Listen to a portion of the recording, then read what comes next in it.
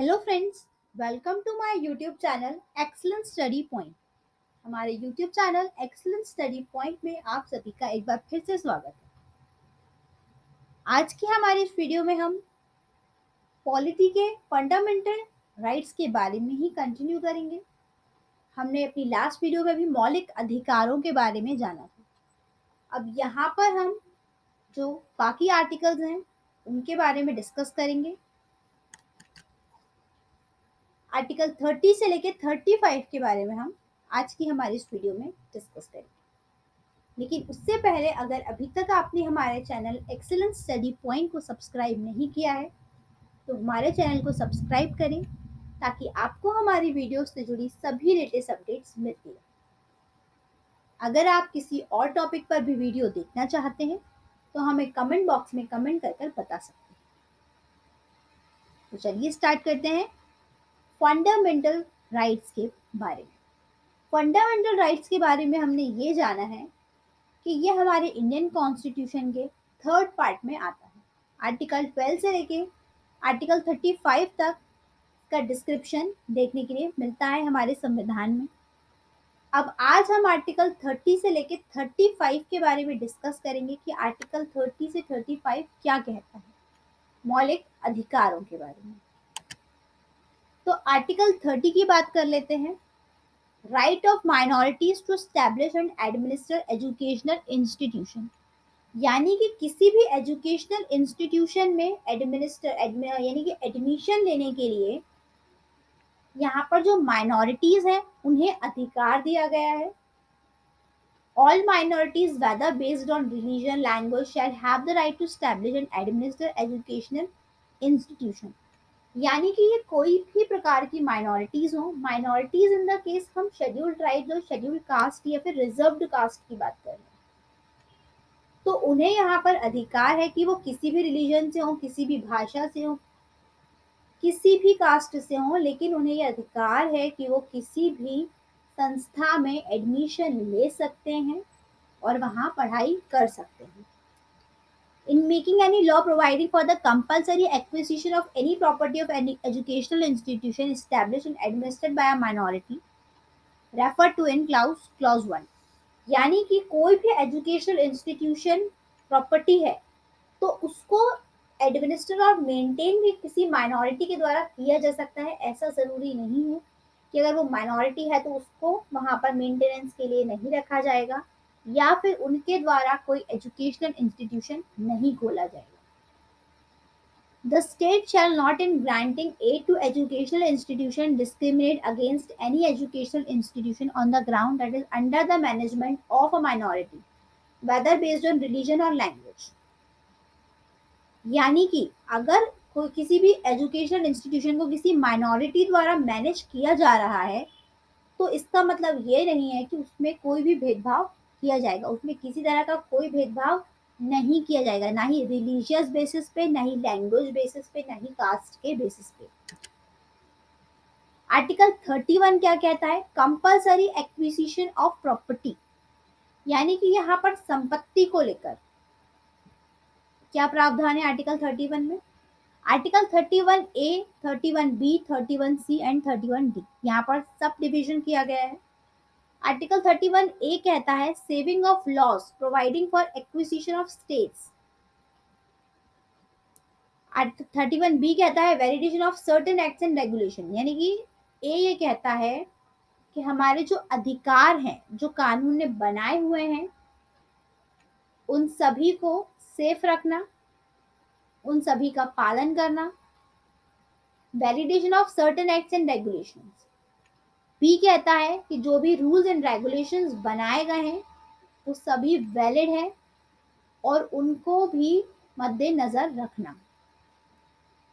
31 C कहता है saving of laws giving effect of certain directive principle, यानी कि यहाँ पर जो डायरेक्टिव प्रिंसिपल्स हैं, अब डायरेक्टिव प्रिंसिपल्स के बारे में भी हम पढ़ेंगे कि डायरेक्टिव प्रिंसिपल्स क्या होते हैं, तो यहाँ उनको कौन कौन से कानून अफेक्ट करते हैं ये बताया गया है। 31 डी कहता है saving of laws in respect of international activities, यानी हमारे कानून को सेव रखना, किसके रिस्पेक्ट में? एंटी नेशनल एक्टिविटीज अगर हो रही हैं तब भी कानून वैसा ही रहे, उसका ध्यान रखा जाए एंटी नेशनल एक्टिविटीज से। तो ये सब कहता है आर्टिकल 32 की बात करें तो remedies for enforcement of rights conferred by this part. The right to move the Supreme Court by appropriate proceeding for the enforcement of the right conferred by this part is guaranteed. Article 32 हमारा सीधे सीधा ये कहता है कि अगर किसी भी तरीके से आपके मौलिक अधिकारों का हनन किया जाता है तो आपके पास पूरा अधिकार है कि आप सुप्रीम कोर्ट में जा सकते हैं। The Supreme Court shall have power to issue direction और order of writs. Supreme Court के पास अधिकार है रिट्स जारी करने का। अब आप सोच रहे होंगे रिट्स क्या होता है? रिट्स के बारे में भी हम हमारे वीडियो में डिस्कस करेंगे, including writs in the nature of habeas corpus, mandamus prohibition, quo warranto and certiorari whichever may be appropriate for the enforcement of any of the right conferred by this part। यानी कि यहाँ पर जो Ritz हैं, ये Ritz सब जारी होते हैं जब किसी तरीके से फंडामेंटल राइट्स जो है वो अधिकार में नहीं आ पाए। तो सुप्रीम कोर्ट को पूरा अधिकार है यहाँ पर कि वो रिट्स जारी कर सकती है। ये हैबियस कॉर्पस, मैंडेमस प्रोहिबिशन, ये रिट्स हैं जो कि सुप्रीम कोर्ट द्वारा जारी किए जाते हैं। तो आर्टिकल 32 में इसी के बारे में बताया गया है। 32A कहता है constitutional validity of state law not to be considered in proceeding under article 32। यानी कि constitutional validity of state law, जो राज्य स्तर पे कानून बनाए गए हैं उन्हें भी यहाँ पर कंसिडरेशन में आर्टिकल 32 के द्वारा लाया गया है। आर्टिकल 33 कहता है power of parliament to modify the rights conferred by this part in their application to force. यानी कि यहाँ पर पार्लियामेंट जो है उसके पास ये अधिकार है कि वो इसमें modify the rights conferred by this part in their application two forces. यानी कि किसी भी तरीके से कुछ थोड़े बहुत बदलाव जो है वो पार्लियामेंट यहाँ पर कर सकती है संशोधन द्वारा। आर्टिकल 33 है। आर्टिकल 34 कहता है legislation to give effect to the prohibition of this part. यानी कि लेजिस्लेशन को लेकर जो भी प्रावधान बनाए गए हैं वो आर्टिकल 34 के अंदर आते हैं। आर्टिकल 35 की बात करें तो restriction on rights conferred by this part while marital law is in force in any area. Restriction on rights conferred by this part, यानी कि इस जो आर्टिकल 32 है या फिर हम बात करें पार्ट 3 की फंडामेंटल राइट्स की यहाँ पे बात हो रही है, तो फंडामेंटल राइट्स पर यहाँ रेस्ट्रिक्शन ऑन राइट्स, अधिकारों पे अगर रोक लगाई जाती है तो भी यहाँ पर while marital law is in force in any area, तो भी यहाँ पर जो मैरिटल लॉ है वो खत्म नहीं होता, वो हमेशा इन फोर्स यानी कि कानून में रहेगा ही रहेगा। कभी कभी जो फंडामेंटल राइट्स है, कुछ फंडामेंटल राइट्स ऐसे हैं जो किसी कंडीशन में रिवोक किए जाते हैं, तो लेकिन मैरिटल लॉ यहाँ पर रिवोक नहीं किया जाएगा। तो यहाँ जो मैरिटल लॉ का स्टेटस है ये भी आर्टिकल 35 के अंदर ही आता है। तो ये थे फंडामेंटल राइट्स और उनसे जुड़े सभी आर्टिकल्स जिनके बारे में हमने डिस्कस किया है। फंडामेंटल राइट्स यानी कि मौलिक अधिकार इंडियन कॉन्स्टिट्यूशन के पार्ट 3 में आते हैं। आर्टिकल 12 से लेके आर्टिकल 35 के बारे में 35 तक आते हैं, यहाँ पर हम उनके बारे में डिस्कस कर चुके हैं।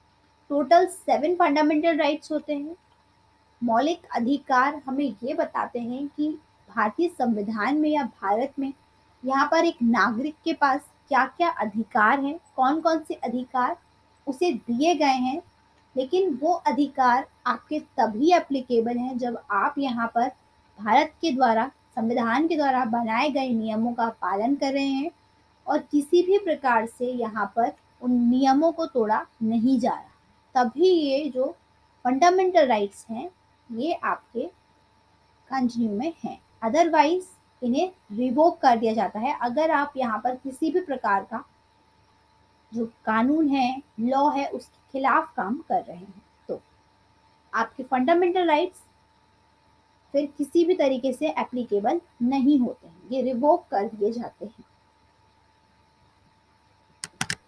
तो आज की वीडियो में बस इतना ही। अगर आपको हमारी वीडियो पसंद आई हो तो इसे लाइक करें, शेयर करें अपने दोस्तों के साथ और हमारे चैनल एक्सीलेंट स्टडी पॉइंट को सब्सक्राइब करें ताकि आपको हमारी वीडियो से जुड़ी सभी लेटेस्ट अपडेट्स मिलती रहें। अगर आप पॉलिटी के किसी भी और टॉपिक पर वीडियो देखना चाहते हैं तो हमें कमेंट बॉक्स में कमेंट कर ज़रूर बताएं। Thank you.